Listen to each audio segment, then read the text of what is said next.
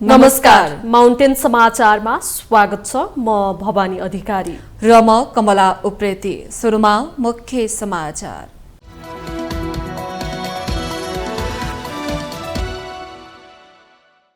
कोरोनापछि देशको अर्थतन्त्र नकारात्मक प्रभावबाट अझै मुक्त हुन सकेन। स्वास्थ्यको घर जग्गा कारोबारले अझै पनि गति लिन नसक्दा आर्थिक मन्दी कायम। मुलुकमा सीमित अवसर शासकहरूको स्वार्थका कारण खुम्चिँदै अवसर सिर्जना गर्ने उद्घोषमा नाता गोता र आसेपासेको रजाई आम नेपालीको हात खुट्टामा लेर। पूर्व राजा ज्ञानेन्द्र शाहलाई प्रधानमन्त्री ओलीको चुनौती। लोकप्रिय छु भन्ने लागेको भए चुनाव लड्नुहोस्, कुर्सीमा बस्दा राजा हुने दिन गएको जिके। अमेरिकी सहयोग दुरुपयोग गर्नेहरूको सूची सहित श्वेतपत्र जारी गर्न सरकारसँग सांसदहरूको माग। हातमा हतकडी र नेल लगाएर अमेरिकाबाट डिपोर्ट गरिएकोमा आपत्ति। प्रविधिको विकाससँगै जोखिम पनि बढ्दै। चालु आर्थिक वर्षको 8 महिनामै 11,000 भन्दा बढी साइबर तथा इन्टरनेटबाट हुने अपराधको उजुरी दर्ता। अमेरिकासँग जुनसुकै युद्धका लागि तयार रहेको चीनको घोषणा। चिनिया सामग्रीमा अमेरिकाले कर बढाएपछि चीनले पनि अमेरिकी कृषि उत्पादनमा थप्यो कर। र नेपाली फुटबल टोलीका नवनियुक्त मुख्य प्रशिक्षक म्याट्रियस जिम्मेवारी सम्हाले लगत्तै प्रशिक्षणमा व्यस्त। एसिया कप छनौटको लागि मलेसियासँग प्रतिस्पर्धाको तयारी।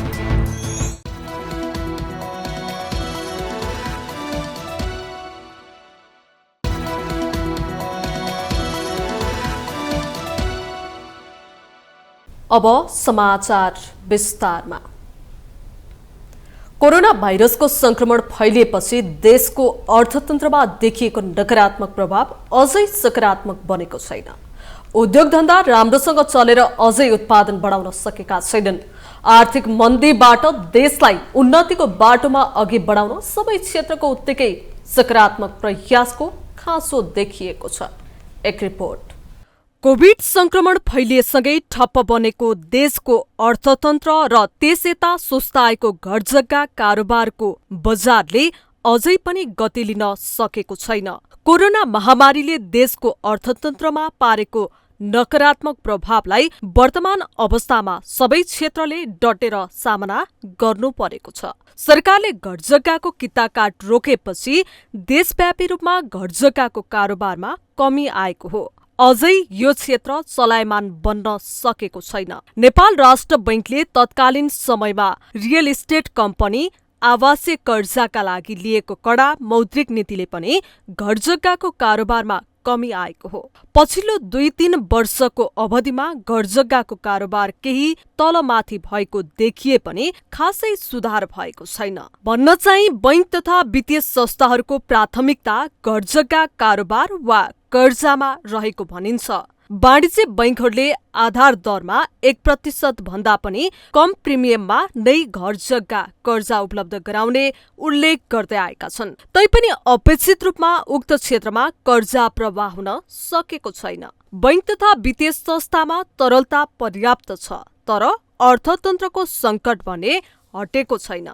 बेस रेटमै कर्जा उपलब्ध बनाउँदा समेत अपेक्षा अनुसार घरजग्गा कारोबारको कर्जा वृद्धि हुन सकेको छैन। विगतदेखि वर्तमान अवस्थासम्म देशको अर्थतन्त्र आर्थिक मन्दीको दलदलमा फसेको छ। ससाना व्यवसायको कारोबार निरन्तर खस्किनु र बैंक तथा वित्तीय संस्थामा कर्जा लिनका लागि आम्दानीको स्रोत पुष्टि गर्न सक्ने आधार नबन्दा कर्जा प्रवाह सुस्ताएको हो। घरजग्गा कारोबार घटाउन वा बढाउन बैंक तथा वित्तीय संस्थाहरूले दिने कर्जाको महत्वपूर्ण भूमिका हुन्छ। सस्तो ब्याज दरमा सहजै कर्जा प्रवाह हुन सके कारोबार बढ्छ भने बजार पनि चलायमान बन्छ। 2 वर्ष अघि सरकारले घरजग्गा कारोबार चलायमान बनाउने भन्दै भू उपयोग नियमावली संशोधन मार्फत किता काटमा सहजीकरण गर्ने नीति लिएको थियो।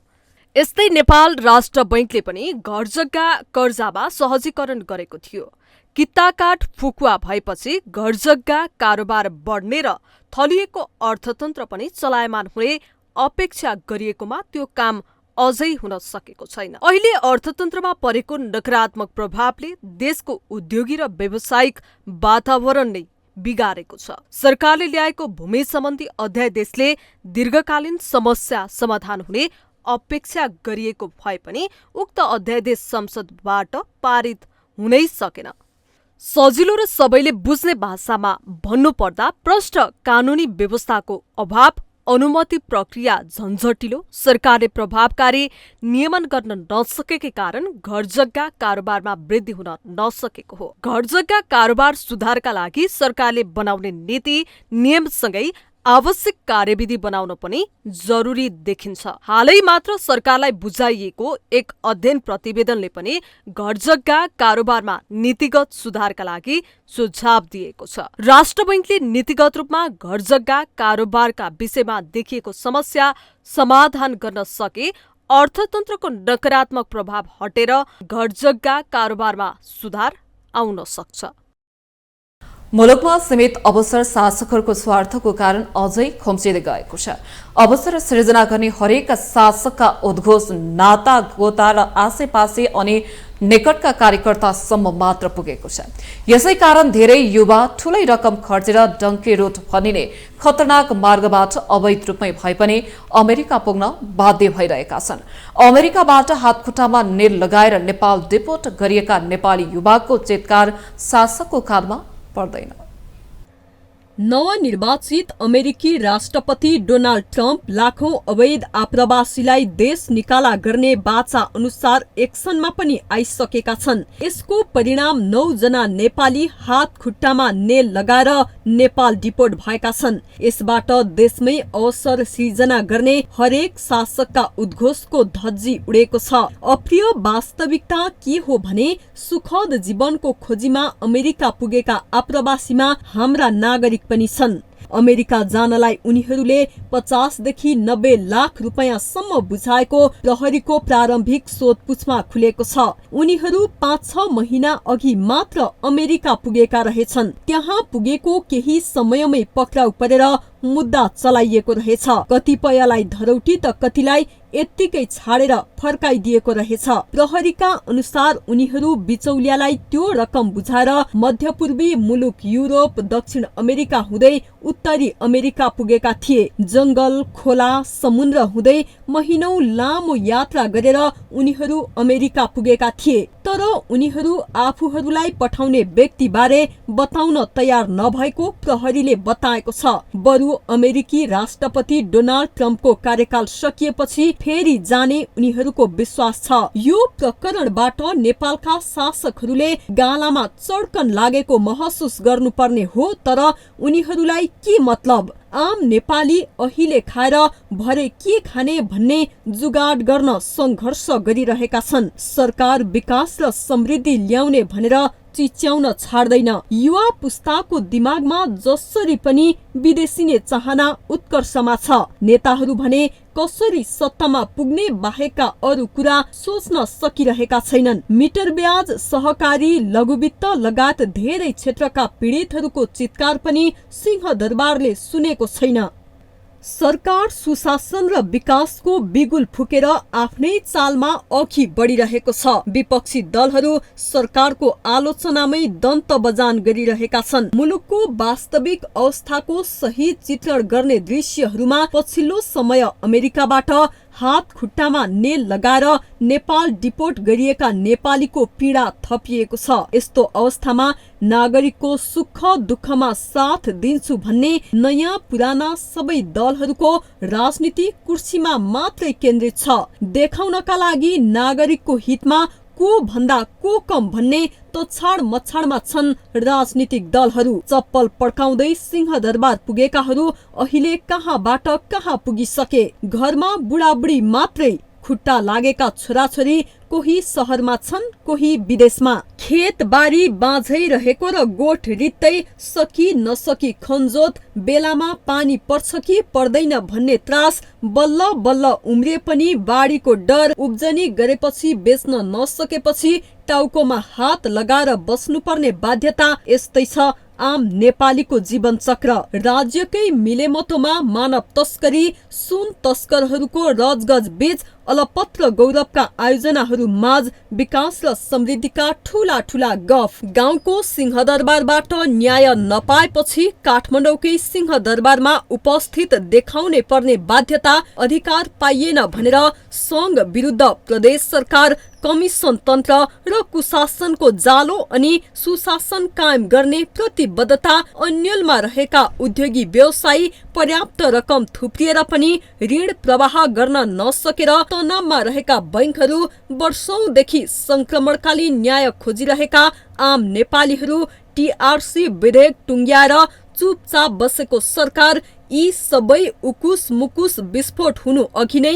व्यवस्थापन गर्न नसके मुलुकले चाँडै ठूलो मूल्य चुकाउनु पर्ने अवस्था आइसकेको छ।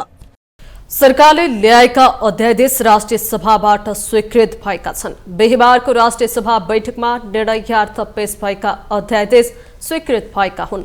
बैठकबाट आर्थिक कार्यविधि तथा वित्तीय उत्तरदायित्व पहिलो संशोधन अध्यादेश 2081 र सुशासन प्रबन्धन तथा सार्वजनिक सेवा प्रवाह सम्बन्धी केही नेपाल ऐनलाई संशोधन गर्ने लगायतका 5वटा अध्यादेश स्वीकृत भएका हुन्। ती अध्यादेश सभाको बहुमतले स्वीकृत भएका हुन्। बैठकमा अध्यादेश अस्वीकारका प्रस्तावहरू बहुमतले अस्वीकृत र अध्यादेश स्वीकृत भएका हुन्।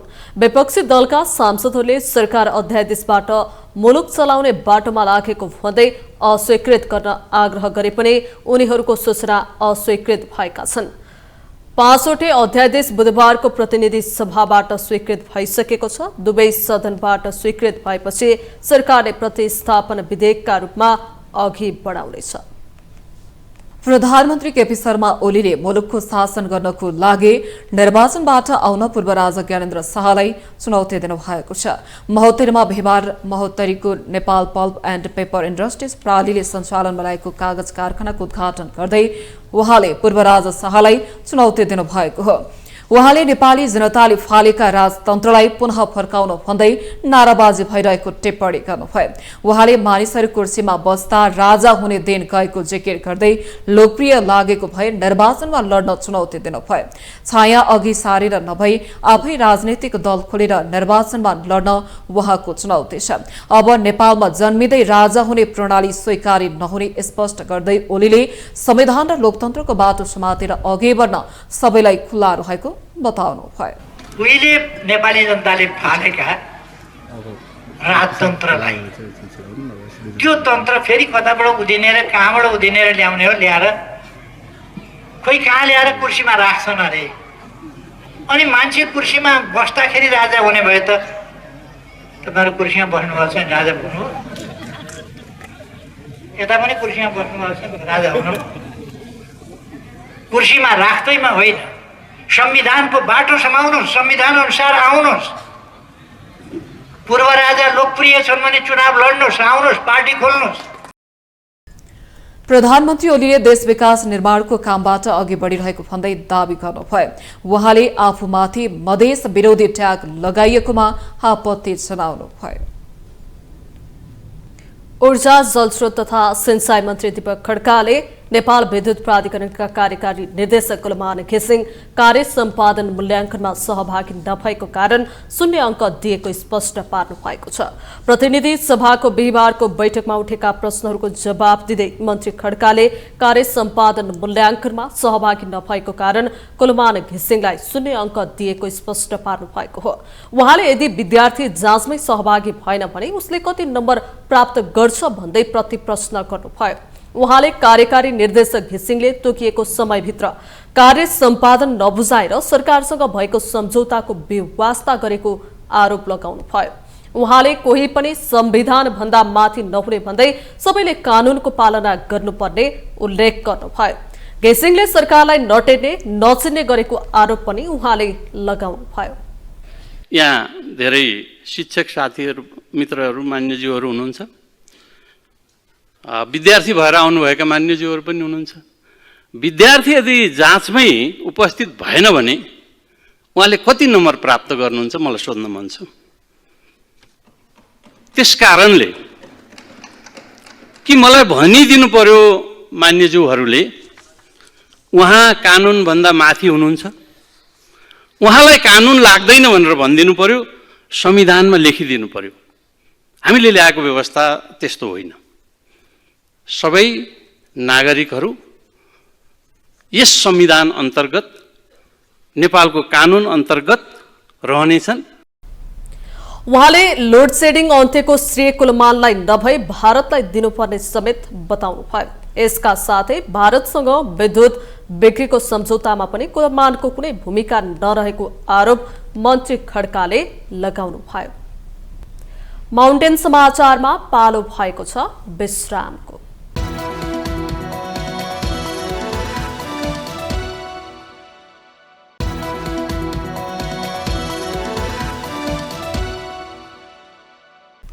विश्रामपछि स्वागत छ। अब बाँकी समाचार। कांग्रेस सांसद रामहरि खतिवड़ाले अमेरिकी सहयोग दुरुपयोग गर्नेहरूको सूची सहित श्वेतपत्र जारी गर्न सरकारसँग माग गर्नु भएको छ। बिहीबार प्रतिनिधि सभा बैठकको आकस्मिक समयमा सांसद खतिवड़ाले बिहीबारको बैठकमा अमेरिकी सहयोग दुरुपयोग गर्नेहरूको सूची सहित श्वेतपत्र जारी गर्न माग गर्नु भएको हो।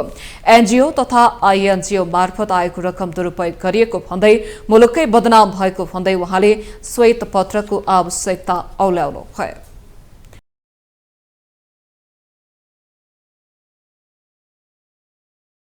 अमेरिकाले दिएको सहयोग दुरुपयोग भयो भनेर बारम्बार चर्चा हुने गरेको सुनिन आएको छ।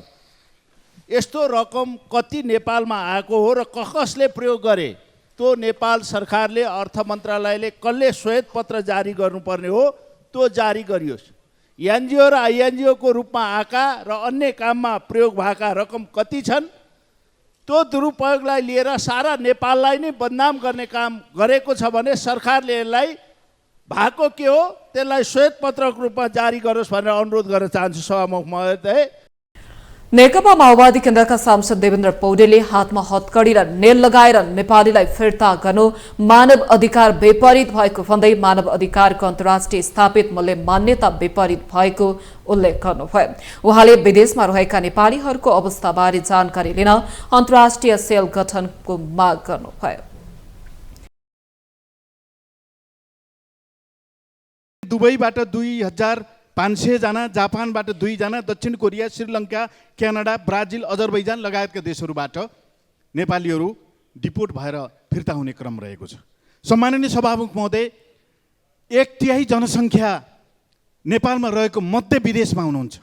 विदेशमा रहेका नेपालीहरूलाई सुरक्षा गर्नको निम्ति र त्यहाँ रहेका नेपालीहरूको स्थितिलाई सहजतापूर्वक नेपालमा फिर्ता गर्ने व्यवस्था गर्नको निम्ति र उनीहरूको अवस्था बुझ्नको निम्ति नेपाल सरकारले तुरुन्तै परराष्ट्र मन्त्रालय मार्फत एउटा गम्भीर प्रकारको अन्तर्राष्ट्रिय सेल गठन गरेर नेपालीहरूको सुरक्षा गर्नको निम्ति गम्भीर पहल कदमी लियोस्।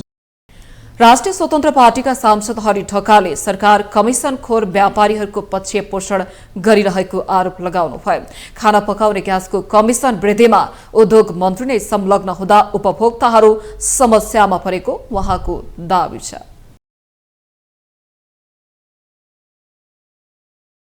सरकार कस्तो छ, यो कमिसन बढाउनु पर्यो भने व्यापारी खोजी हिँडेको छ। सरकार त्यस्तो छ सम्मानज्यू। तथ्य के हो भने सिमेन्टको भाउ बढाउनु पर्यो भनेर व्यवसायीले भनेका थिए। अनि साँच्ची आज त उद्योग मन्त्री पनि हुनुहुन्छ है क्या हो? यहीँ उद्योग मन्त्रीज्यूलाई सार्वजनिक लेखा समितिबाट निर्देशन गए होइन यो सिमेन्टको मूल्य घटाउनु पर्यो भनेर कति दिन भयो मन्त्रीज्यू? आज यहीँ हुनुहुँदो रहेछ, अगाडि नै सोध्न पाएँ। कति दिन भयो निर्देशन गएको सार्वजनिक लेखा समितिबाट? भनेको सरकार कमिसन खोर व्यापारीहरूको पक्षमा छ, यो प्रमाणित गरेका छ। आम नागरिकले एलपी ग्यासमा समस्या भोगिराखेका छन्। स्वतन्त्र सांसद डाक्टर अमरेश कुमार सिंहले स्वास्थ्य मन्त्री प्रदीप पौडेलको राजीनामा माग गर्नुभयो। सांसद सिंहले स्वास्थ्य मन्त्रालयको सचिवमा बढुवा गर्दा वरिष्ठता ख्याल नगरिएको भन्दै स्वास्थ्य मन्त्री पौडेलको राजीनामा माग गर्नुभएको हो।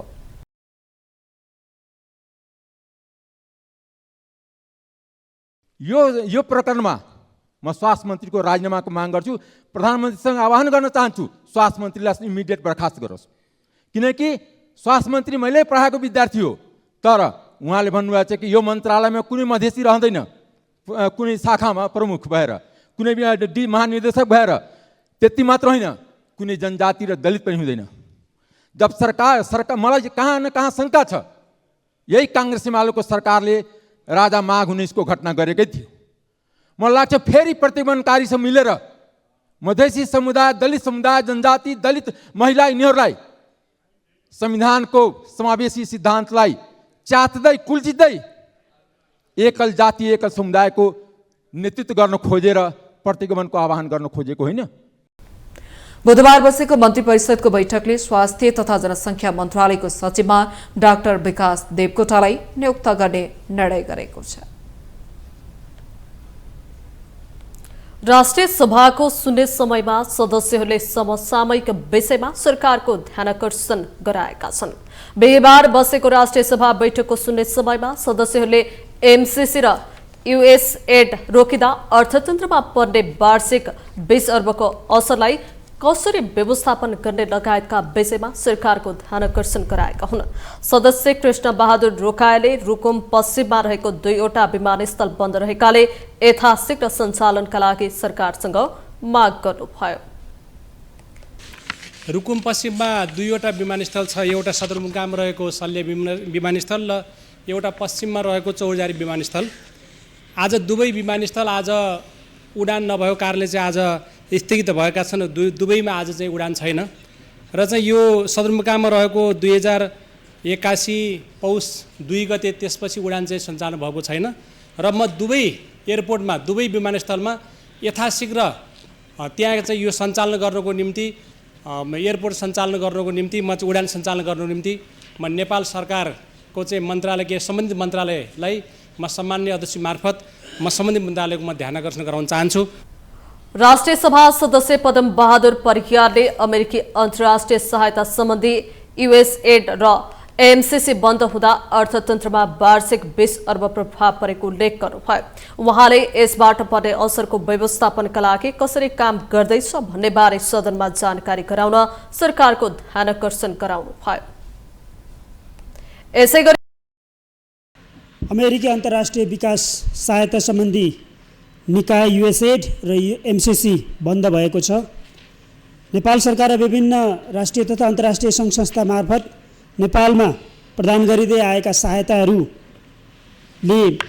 नेपालका खास गरिकन अपाङ्गता भएका व्यक्तिहरूलाई प्रदान गर्ने कृत्रिम हातखुट्टा, अपाङ्गता भएका बालबालिकाहरू, विद्यार्थीहरूलाई दिएको शिक्षा, एचआईभी त एड्स सङ्क्रमित व्यक्तिहरू, क्षयरोग प्रभावित व्यक्तिहरू, गर्भवती महिला लगायतका विभिन्न क्षेत्रमा यसको प्रभाव परेको छ। लगभग 6000 भन्दा बढी रोजगारी गुमेको छ। राष्ट्रिय सभा सदस्य पूजा चौधरी सिराहामा रिङकु सदाको बलात्कारपछि भएको हत्यामा संलग्न हत्यारालाई समात्न र पीडित परिवारलाई तत्काल क्षतिपूर्ति दिन सरकारको ध्यानाकर्षण गराउनुभयो। छोरी भएकै कारण कहिले ममता काफ्ले, कहिले प्रकृति लम्साल त कहिले रिङ्कु सदा। के छोरी भएर जन्मिनु पाप हो? मध्य प्रदेश सिराहा नवराजपुर गाउँपालिका टोल भगवतीपुर निवासी रिङ्कु सदाको बलात्कारपछि रहस्यमय हत्या हुनु यो आफैमा पनि पीडादायी छ।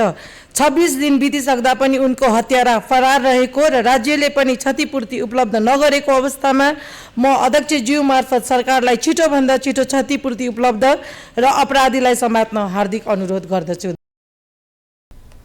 सदस्य विष्णुदेवी पुडा सैनीले शिक्षा विधेयक छिटो पास गर्न सरकारको ध्यानाकर्षण गराउनुभयो। उहाँले संविधान बनेको 10 वर्षमा सबै पार्टीले सत्ता चलाइसकेको भए पनि शिक्षा विधेयक नबन्नु सबै सरकारको कमजोरी भएको आरोप लगाउनुभयो।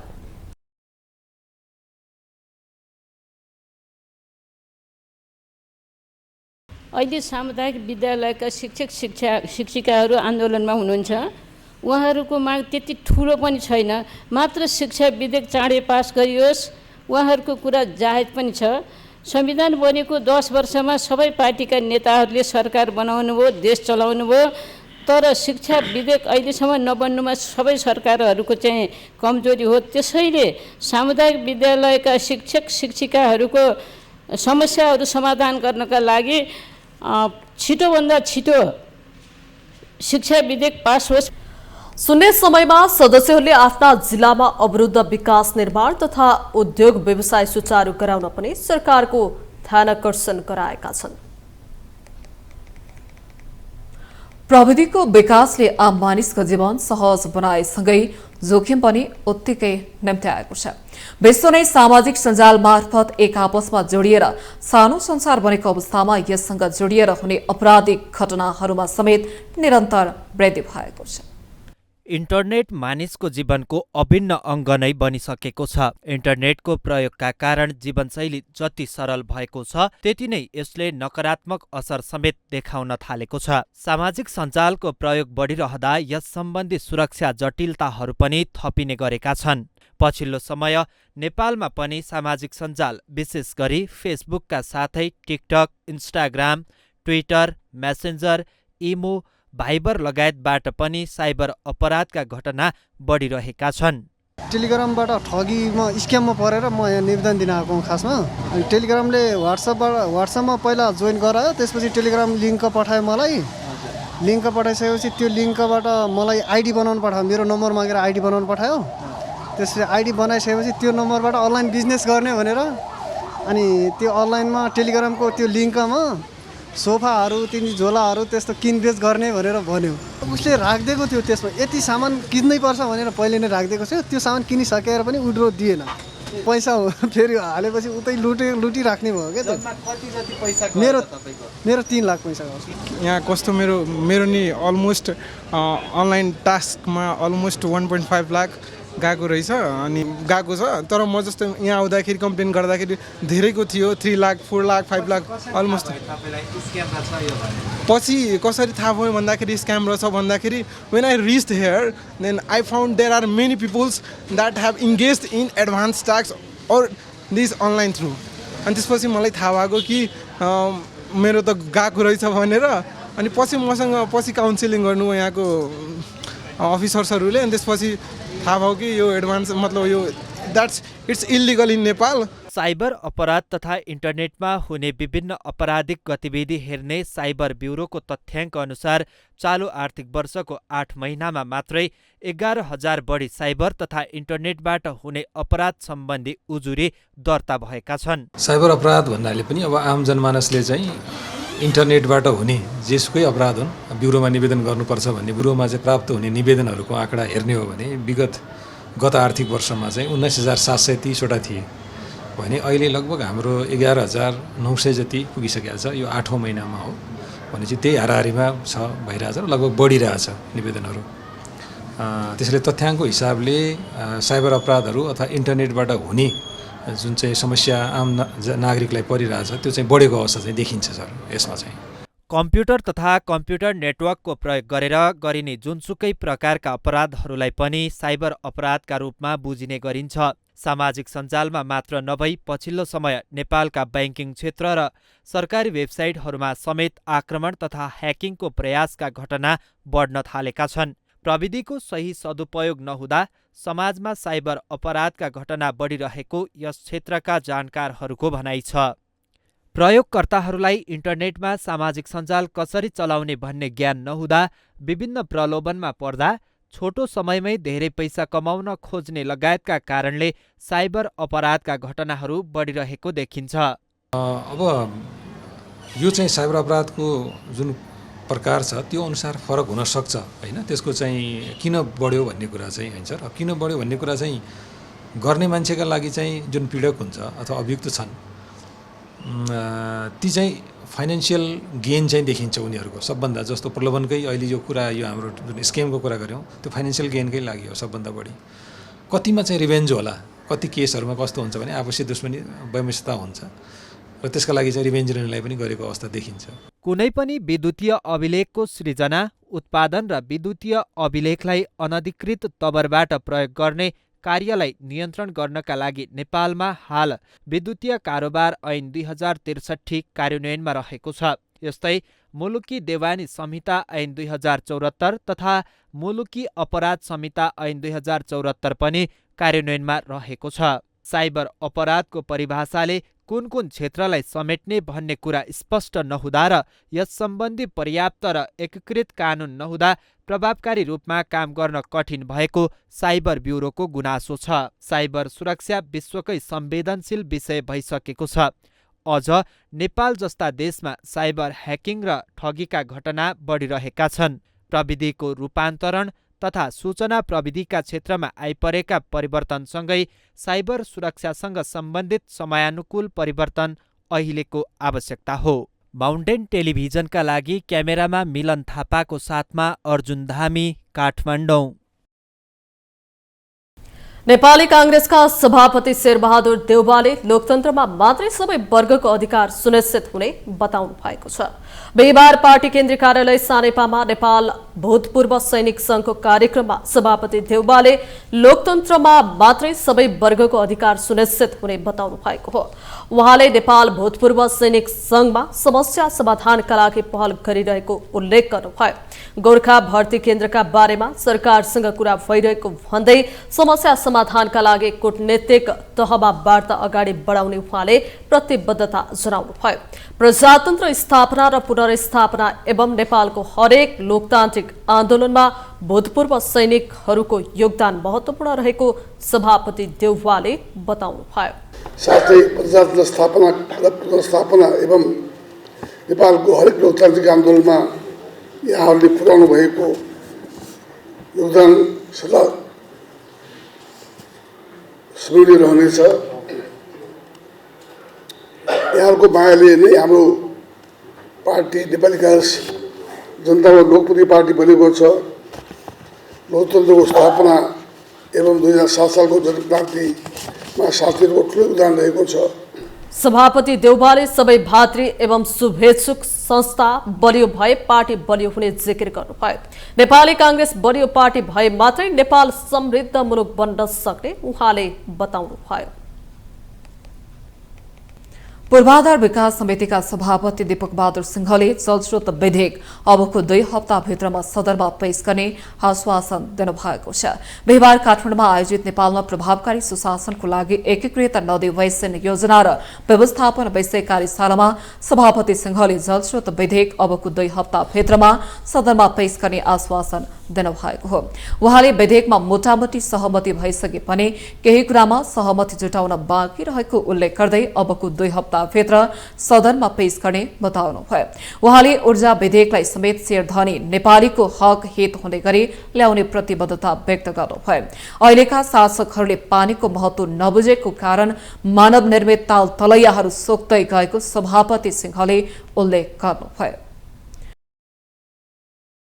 त्यो बेलामा पानीको महत्व त्यो बेलाका शासकहरूले बुझेको थियो, तर अहिलेको शासकले त्यो बुझेको मैले महसुस गरेको छैन।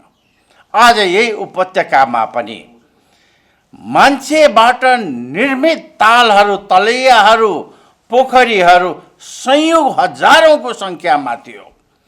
त्यो मान्छेले त्यो निर्मित गर्दाखेरि मान्छेले रोजगारी पाउँथ्यो। त्यो पानी ड्राई सिजनको बेलामा जहाँ पनि युज गर्न सक्थ्यो। सभापति सिंहले जंगल मासिँदै पानीका स्रोतहरू समेत सुक्दै गएको कारण वन संरक्षणमा सबैले जिम्मेवार हुन आवश्यक रहेको बताउनुभयो। माउन्टेन समाचारमा पालो भएको छ विश्रामको।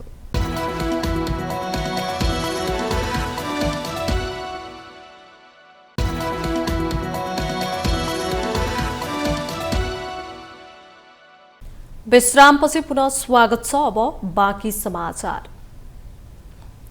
सप्तरीको सप्तकोशी नगरपालिका 2 स्थित गोवर्धन बैरागी जनता माध्यमिक विद्यालयका एक शिक्षकले सोही विद्यालयमा अध्ययनरत कक्षा 10 की एक नाबालिका विद्यार्थीमाथि जबरजस्ती गर्नेको प्रयास गरेका छन्। पीडित पक्षले इलाका प्रहरी कार्यालयमा बाल यौन दुरुपयोगको मुद्दा दायर गरेको छ। अदालतबाट म्याद लिई इलाका प्रहरीले घटनाको प्रारम्भिक अनुसन्धान समेत सुरु गरेको छ। शिक्षक दोषी ठहर भएमा 3 वर्ष जेल सजाय र 30,000 जरिवाना अथवा दुवै सजाय हुन सक्ने प्रहरीले जानकारी दिएको छ।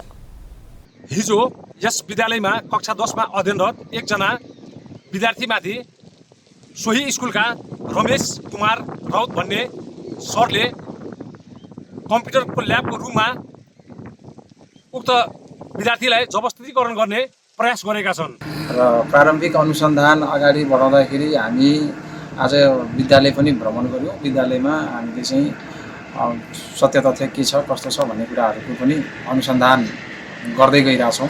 सर जस्तै विद्यालयमा यो सीसी क्यामेराहरू पनि तपाईँहरू चाहिँ हेर्नुभयो भन्ने चाहिँ जानकारी आयो सर हामीलाई। यो सीसी क्यामेरामा सर के त्यो प्रश्न देखियो सर के भएको हो भन्ने?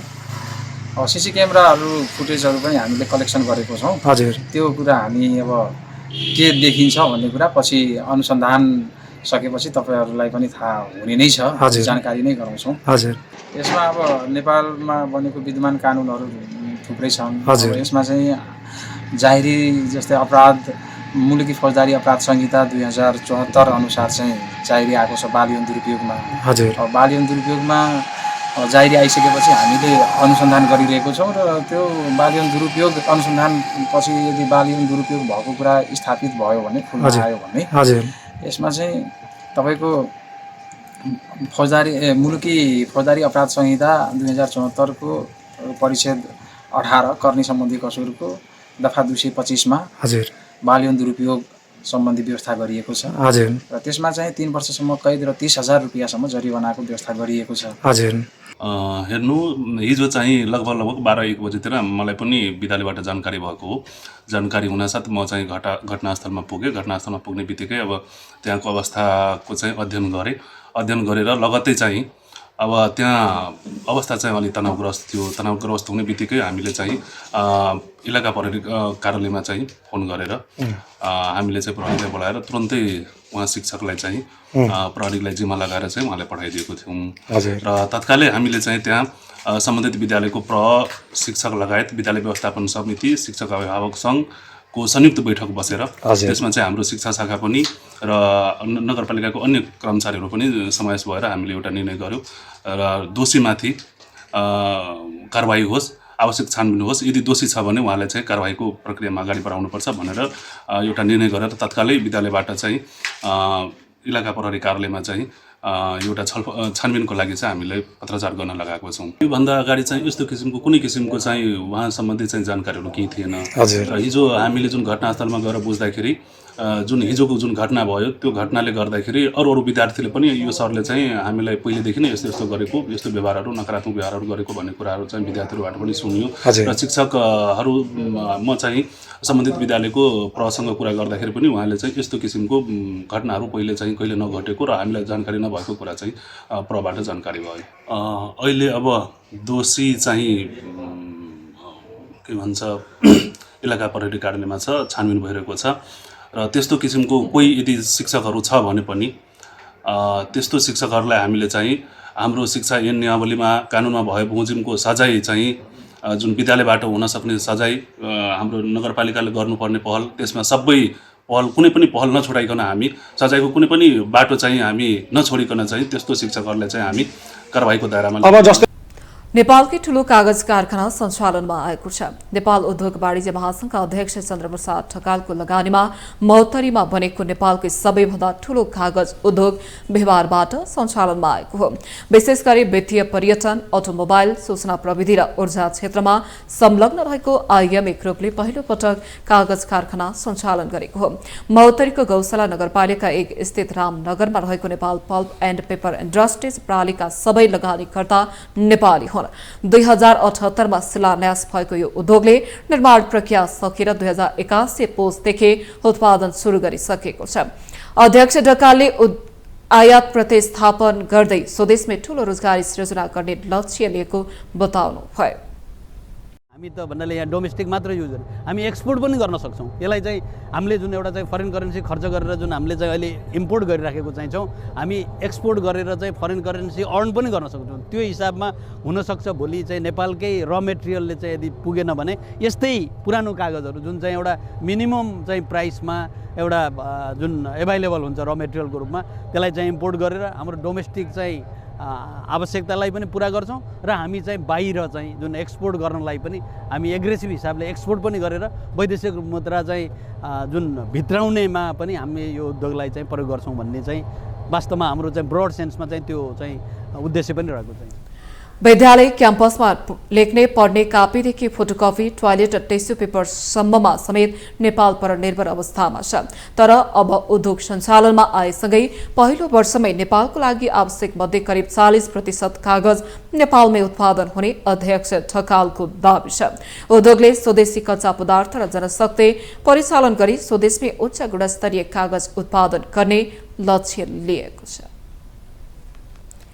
काठमाडौँ महानगरपालिकाले गौशाला धर्मशाला सञ्चालन गर्न नपाउने भएको छ। उच्च अदालत पाटनले गौशाला धर्मशाला सञ्चालनका लागि काठमाडौँ महानगर र पशुपति विकास कोष बीच भएको सम्झौता खारेज गरेको हो। उच्च अदालत पाटनका न्यायाधीश दय मुनेन्द्र प्रसाद अवस्थी र हेमन्त रावलको इजलासले गौशाला धर्मशाला मारवाडी सेवा समितिले नै सञ्चालन गर्नुपर्ने आदेश दिएको हो। मारवाडी सेवा समितिलाई अधिकार खोसेर कोषले गत असोजमा गौशाला धर्मशाला सञ्चालनका लागि काठमाडौँ महानगरसँग सम्झौता गरेको थियो। उक्त सम्झौतापछि महानगर र कोषले गौशाला धर्मशालाबाट मारवाडी सेवा समितिलाई हटाउन खोजेका थिए। गौशाला महानगरलाई चलाउन दिने कोषको निर्णय विरुद्ध मारवाडी सेवा समितिले उच्च अदालत पाटनमा रिट दर्ता गरेको थियो। उच्च अदालत पाटनले 2 कार्तिकमा अल्पकालीन अन्तरिम आदेश जारी गरेको थियो। सोही रिटमाथि सुनवाई गर्दै उच्च अदालत पाटनले काठमाडौँ महानगर र पशुपति विकास कोष बीच भएको सम्झौता खारेज गरेको हो। यससँगै पशुपति गौशाला धर्मशाला मारवाडी सेवा समितिले चलाउने बाटो खुलेको हो। अदालतको आदेशपछि कोष र मारवाडी सेवा समिति बीच 12 जेठ 2060 मा भएको सम्झौता नै लागू हुनेछ। हामीसँग आर्थिक अन्तर्राष्ट्रिय र खेल समाचार बाँकी नै छन्। माउन्टेन समाचारमा पालो भएको छ पुनः विश्रामको।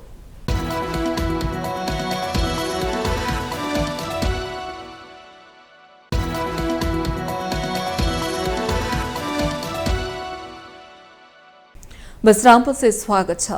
अब पालो आर्थिक समाचारको। आर्थिक समाचारको साथमा एनआईसी एशिया बैंक पनि साथी पनि राम्रो पनि हाम्रो पनि।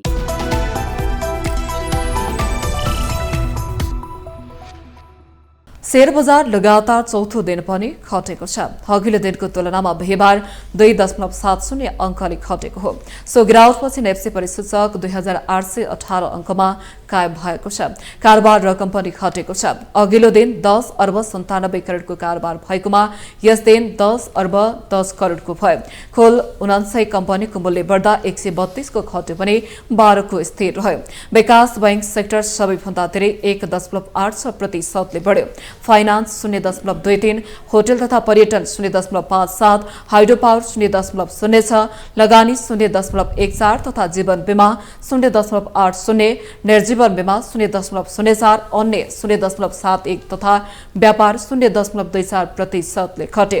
3 company guardian micro life insurance, भूगोल एनर्जी, उपकार लघुवित्तको मूल्य 10% ले बढ्यो। 2 पुनर्बीमा कम्पनी हिमालयन रेइन्स्योरेन्स र नेपाल पुनर्बीमाको 1 अर्ब बढीको कारोबार भयो। हिमालयन रेको 1 अर्ब 12 करोड तथा नेपाल पुनर्बीमाको 1 अर्ब 8 करोडको कारोबार भयो। ती कम्पनीपछि कारोबारको आधारमा एनआरएन इन्फ्रास्ट्रक्चर, खलिम्दी हाइड्रो पावर तथा फर्स्ट माइक्रो फाइनान्स क्रमशः अगाडि रहे। अब पालो अन्तर्राष्ट्रिय समाचारको।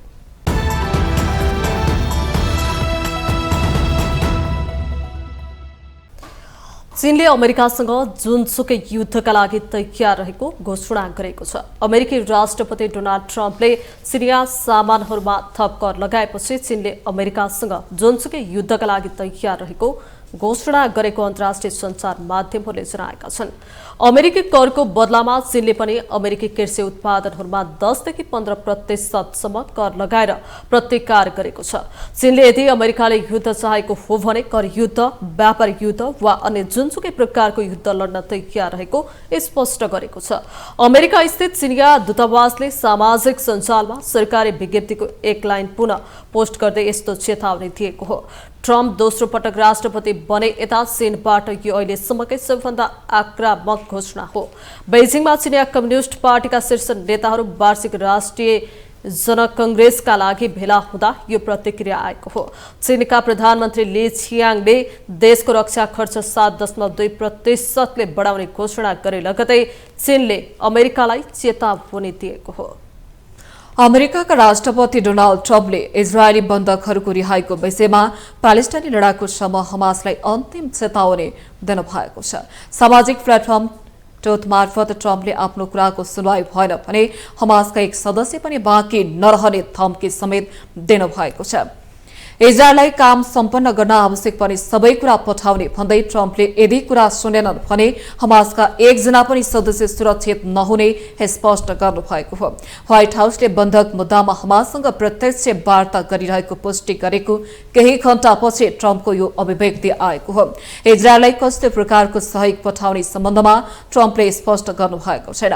ट्रम्पले सबै बन्धकलाई तत्काल रिहा गर, पछि होइन र मारेकाहरूको सब तुरन्तै फिर्ता गर, नत्र सबै कुरा सकियो भन्दै यो हमासको लागि अन्तिम चेतावनी भएको स्पष्ट गर्नुभएको छ। ट्रम्पको यो पोस्ट व्हाइट हाउसमा हालै युद्धविराम अन्तर्गत रिहा गरिएका इजरायली बन्धकहरूको समूहलाई भेटेपछि आएको हो। हमास र इजरायल बीच गत जनवरी 19 देखि लागू युद्धविरामको पहिलो चरण फागुन 17मै सकिएको छ। अमेरिकी प्रस्तावमा इजरायलले युद्धविरामको अवधि 6 हप्ता थप गरे पनि हमासले अस्वीकार गरेको छ। युद्धविरामको पहिलो चरण अन्तर्गत जनवरी 19 देखि मार्च 1 सम्म हमासले 25 जना जीवित र 8 जनाको शव इजरायललाई फिर्ता गरेको छ। बदलामा इजरायलले 1900 प्यालेस्टाइनी कैदी बन्दी रिहा गरेको छ। हमासले बन्धक बनाएका भनिएका नेपाली विद्यार्थी बेपेन जोशीको रिहाई भने अझै अन्यलमा छ। इटालीको अर्थतन्त्र 2024मा 0.7%ले बढेको छ। देशको राष्ट्रिय तथ्याङ्क संस्थानका अनुसार यो वृद्धि दर इटालीको बजेट संरचनात्मक योजनामा 1.0% को प्रक्षेपण भन्दा कम हो। निरपेक्ष रूपमा इटालीको कुल ग्रास्त उत्पादन 2024 को अन्त्यसम्ममा 2.19 ट्रिलियन युरो अर्थात् 2.31 ट्रिलियन अमेरिकी डलर पुगेको तथ्याङ्कमा उल्लेख छ, जसले अन्तर्राष्ट्रिय मुद्रा कोषको तथ्याङ्कको आधारमा विश्वको 8औं ठूलो अर्थतन्त्रको रूपमा आफ्नो स्थिति बलियो बनाएको छ। समग्र आर्थिक विस्तारको बावजुद पनि प्रमुख आर्थिक सूचकहरूको मिश्रित प्रदर्शन रहेको बताइएको छ। तथ्याङ्कले कुल स्थिर लगानीमा 0.5% वृद्धि भएको देखाएको छ। यस्तै आन्तरिक खपतमा 0.6% वृद्धि, आयातमा 0.7% गिरावट र निर्यातमा 0.4% वृद्धि भएको देखाएको छ। इटालीको अर्थतन्त्र वृद्धि सम्पूर्ण 27 सदस्य युरोपेली संघको लागि रेकर्ड गरिएको 0.9% को विस्तार भन्दा केही पछाडि रहेको छ। 2025 मा इटालीको आर्थिक वृद्धिको पूर्वानुमान प्रमुख सार्वजनिक संस्थाहरूमा फरक रहेको छ। संसदीय बजेट कार्यालयले 0.8% वृद्धिको अनुमान गरेको छ, जबकि इटालियन ट्रेजरीले 1.2% विस्तारको प्रक्षेपण गरेको छ। अब पालो खेल समाचारको।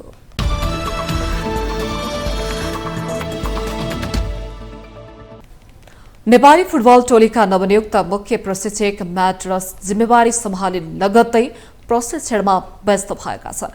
एसिया कप छनौटको लागि टोली चयन गरेर रसले प्रशिक्षण नै सुरु गरिसकेका छन्। देशको उत्कृष्ट खेलाडीसँग मैदानमा काम गर्न उत्साहित रहेको र उनीहरूसँग काम गर्न पाउँदा खुसी रहेको रसको भनाइ छ। उनले बलमा पोजिसन राख्न काम गर्ने र बल विपक्षीमा हुँदा सोही अनुरूप इन्टेन्सनको साथ खेल्ने तयारी गरेका छन्। नेपाली राष्ट्रिय फुटबल टोलीका मुख्य प्रशिक्षक म्याट रस 30 खेलाडीलाई बन्द प्रशिक्षणमा बोलाएर प्रशिक्षणमा जुटिसकेका छन्। नेपालले मार्च 21 मा सिंगापुरसँग मैत्रीपूर्ण र मार्च 25 मा मलेसियासँग एएफसी एसियन कप छनौट 2027 खेल्दैछ। प्रशिक्षक रसले यही खेल मार्फत डेब्यू गर्नेछन्। त्यसका लागि रसले युवा खेलाडीहरूलाई पनि समेटेर प्रशिक्षण थालेका हुन्। एन्फाले उनीसँग 1 वर्षको सम्झौता गरेको छ। पूर्व निर्धारित तालिका अनुसार नेपालले पहिलो खेल त्रिपुरेश्वर स्थित दशरथ रंगशालामा खेल्नुपर्ने भए पनि मैदान र सुरक्षाका कारण देखाउँदै खेल मलेसिया सारिएको हो। एउटा टोली छनौट हुने यस समूहमा नेपालका प्रशिक्षक म्याटले सुखद नतिजा दिने लक्ष्य राखेका छन्। रसले देशका उत्कृष्ट खेलाडीसँग मैदानमा काम गर्न उत्साहित रहेको र उनीहरूसँग काम गर्न पाउँदा खुसी रहेको बताए। उनले बलमा पोजिसन राख्न काम गर्ने र बल विपक्षीमा हुँदा सोही अनुरूप इन्टेन्सिभका साथ खेल्ने तयारी गर्ने बताए। उनले धेरै खेलाडी बाहिर जाँदा युवा खेलाडीका लागि अवसर रहेको पनि औल्याएका छन्। Let's get to know each other. We're going to have fun. We're going to score goals. We're going to play with intensity. So yeah, I'm very happy now. I feel more comfortable like this than in a suit in a press conference. So really happy. Yes. So the first area is to work on our possession of the ball. We want to be a team that can control the possession for longer than we have previously, and then to work with intensity when we lose the ball. So we know football is a game of mistakes. So when we make a mistake, we look then to win the ball back as quickly as possible.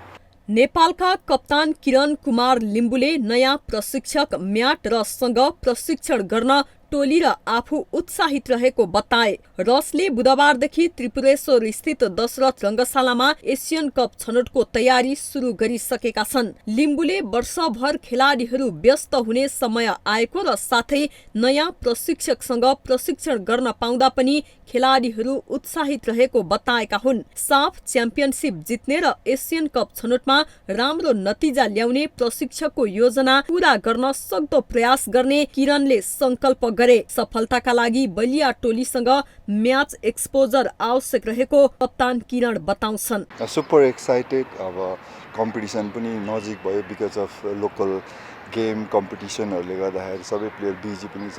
अब कति busy स्केड्युलले गर्दा प्लेयरहरू पनि थोरै इन्जुरीहरू पनि छ, back recover पनि गरिरहेको छ। But new coach super excited, सबैजना टिमै एक्साइटेड छौँ। अब कम्पिटिसन पनि ब्याक टु ब्याक 2024 होल इयरै हामी बिजी हुँदैछौँ। सो एकदम एक्साइटेड छौँ। अभियसली ऊ पनि एक्साइटेड छ बिकज अफ उसले जति पनि यहाँ कम्पिटिसनहरू अब हाम्रो वुमेन्स च्याम्पियनसिपहरूको 2टा म्याचहरू हेर्नुभयो। हरेक प्रशिक्षकसँग फरक सिद्धान्त र रणनीति हुने विश्वास गर्ने नेपाली टोलीका डिफेन्डर अनन्त तामाङ म्याट रसबाट पनि नयाँ सिक्न पाउने विश्वासमा छन्। सकेसम्म लामो समय एउटै प्रशिक्षक भए टोलीका लागि सहज हुने अनन्तको भनाइ छ। एक्साइटेड छु किनभने जति पनि कोचहरू नयाँ कोचहरू आउनुहुन्छ उहाँहरूको डिफ्रेन्ट फिलोसफी हुन्छ, डिफ्रेन्ट ट्याक्टिक्स हुन्छ, डिफ्रेन्ट एउटा स्टाइल हुन्छ होइन। हामीले पनि केही नयाँ कुरा सिक्ने मौका पाउँछौँ होइन। सो त्यस अनुसार पनि एक्साइटेड। एकदमै फरक परेको छ। यो त मलाई जहाँसम्म लाग्छ सबै प्लेयरहरूले रियलाइज गरेको कुरा पनि हो होइन। जतिसक्दो हामी एउटा प्रोफेसनल एउटा राम्रो कोचसँग जतिसक्दो लामो ट्रेनिङ गरेर सँगै बस्नु पाए चाहिँ हामीले त्यही अनुसार त्यही कोचको त्यही स्टडी अनुसार खेल्न पाउँदाखेरि चाहिँ हामीलाई पनि सजिलो हुन्थ्यो होइन। एसिया कप छनौटमा नेपाल समूह एफमा छ। यो समूहमा बलियो भियतनामसँगै लाओस र मलेसिया छन्। भियतनामसँग सन् 2019 मा एसियन कपको क्वार्टर फाइनलसम्म पुगेको अनुभव छ। फिफा क्लब विश्वकपको कुल पुरस्कार राशि $1 अर्ब हुने भएको छ। विश्व फुटबलको सर्वोच्च निकाय विश्व फुटबल महासंघ फिफाले 32 टोलीको सहभागी रहने प्रतियोगिताको पुरस्कार राशि $1 अर्ब हुने जनाएको हो। यो हालको फिफा विश्वकपको तुलनामा 2.27 गुणा बढी हो। फिफाले क्लब विश्वकपबाट कुल $2 अर्ब आमदानी हुने अनुमान गरेको छ। यसबाट केही रकम विश्व क्लब फुटबलको विकासमा लगानी गर्ने फिफाको लक्ष्य रहेको छ।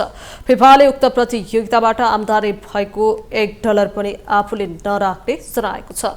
फिफा क्लब विश्वकप अमेरिकाका विभिन्न 12 शहरमा आयोजना हुने तालिका रहेको छ। प्रतियोगिता अमेरिकामा जुन 15 देखि जुलाई 13 सम्म हुनेछ। माउन्टेन समाचारमा पालो भएको छ पुनः विश्रामको।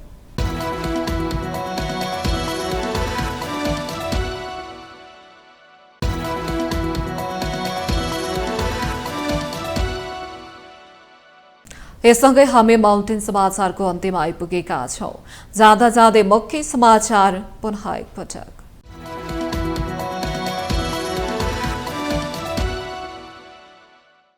कोरोनापछि देशको अर्थतन्त्र नकारात्मक प्रभावबाट अझै मुक्त हुन सकेन। सुस्ताएको घर जग्गा कारोबारले अझै पनि गति लिन नसक्दा आर्थिक मन्दी कायम। मुलुकमा सीमित अवसर शासकहरूको स्वार्थका कारण खुम्चिँदै अवसर सिर्जना गर्ने उद्घोषमा नाता गोता र आसेपासेको रजाई आम नेपालीको हात खुट्टामा नेर।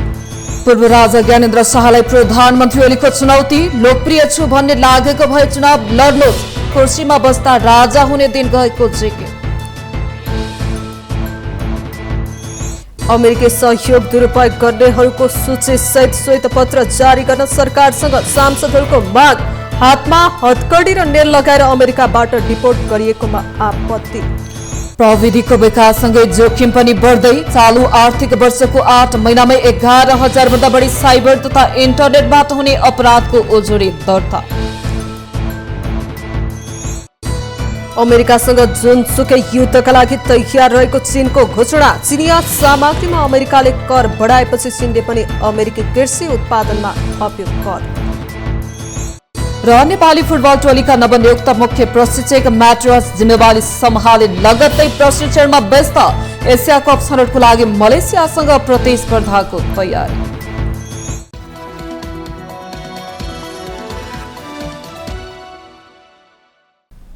माउन्टेन समाचार अहिलेलाई सकियो। सत्य, तथ्य र निष्पक्ष समाचारका लागि माउन्टेन टेलिभिजन HD हेर्दै रहनुहोला। नमस्कार।